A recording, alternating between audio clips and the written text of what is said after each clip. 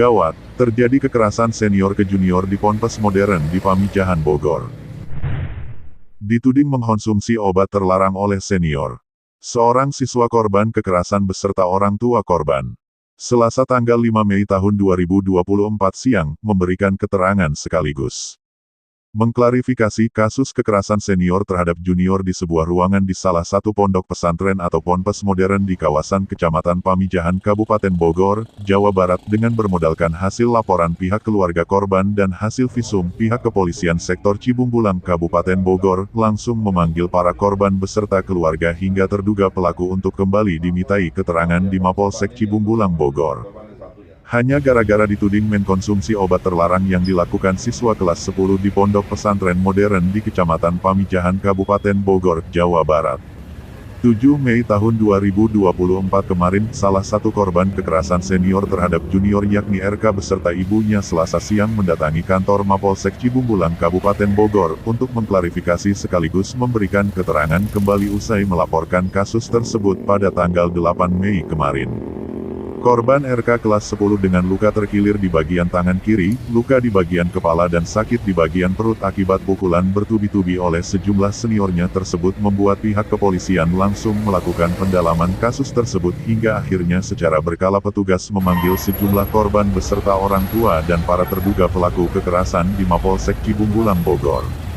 Kasus kekerasan senior terhadap junior yang terjadi kali ini sangat disayangkan pihak keluarga korban dan korban berharap agar kasus tersebut terus diungkap, sementara pihak kepolisian hingga saat ini masih mendalami kasus tersebut dan masih memanggil para pelaku serta korban untuk dimintai keterangan kembali atas kejadian tersebut. Jadi waktu hari Selasa malam itu, tanggal 7, itu saya dipanggil sama senior saya untuk ke asrama, dia namanya asrama Bonang. Kebetulan saya tinggal di asrama Ampel kelas 10. Nah, sedangkan saya itu kelas 11 dan punya jabatan Waspa. Memang Waspa ini kalau ada yang telat ke asrama mungkin emang suka ngehukum-hukumin lah gitu kan. Terus saya dipanggil sama teman saya bilang, nanti lu ke asrama ya jam habis sisa gitu kan. Terus ya udah saya turutin. Habis sisa saya sholat di masjid sama teman saya. Pas zikir, saya izin sama Waspa yang ada di masjid itu kan, saya ini. Lalu saya bilang, bang, saya izin mau ke asrama Bonang gitu kan, karena dipanggil sama abang kelas yang manggil saya ini gitu kan. Terus habis itu saya ke atas, ditanya-tanya klarifikasi gitu kan, interogasi.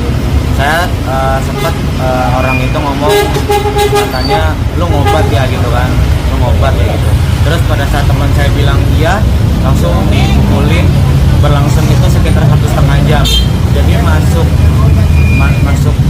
itu jam 7:30, keluar jam 9. Padahal emang posisinya bukan ngobat, tapi karena emang saya lagi sakit. Obat apa kayak obat-obat dari apotek itu memang bikin ngantuk obatnya, jadi disangkanya ngobat sama senior itu. Berlangsung 1,5 jam, itu dipukulin, dijerotin ke tembok, ke loker. Saya dipukulin pakai sarung tinju, dilempar botol beling dan segala macam. Nah, di dalam asrama ada 6 orang. Pelakunya kita lihat 6 orang, tapi sebenarnya ada lebih. Jadi pada saat 6 orang itu kebetulan ada yang ikut-ikutan, tapi kita nggak bisa ngelihat gitu, karena serangannya bertubi-tubi dari situ. Lukanya bagian apa aja? Lukanya kebetulan bagian kepala. Ini masih ada darah kering di sini. Terus bagian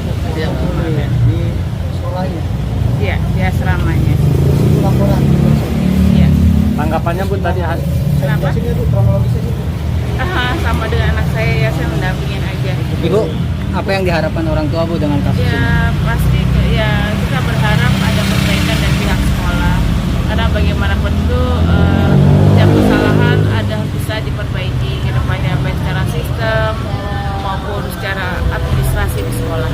Untuk pelaku sendiri Bu, harapan dari orang tua seperti apa? Untuk para pelaku apakah? Ya itu urusan mereka lah. Mereka pasti pihak sekolah punya wewenang dan punya kebijaksanaan sendiri untuk menghadapi kasus seperti ini. Untuk anak ibu trauma nggak? Pastinya trauma ya. Trauma.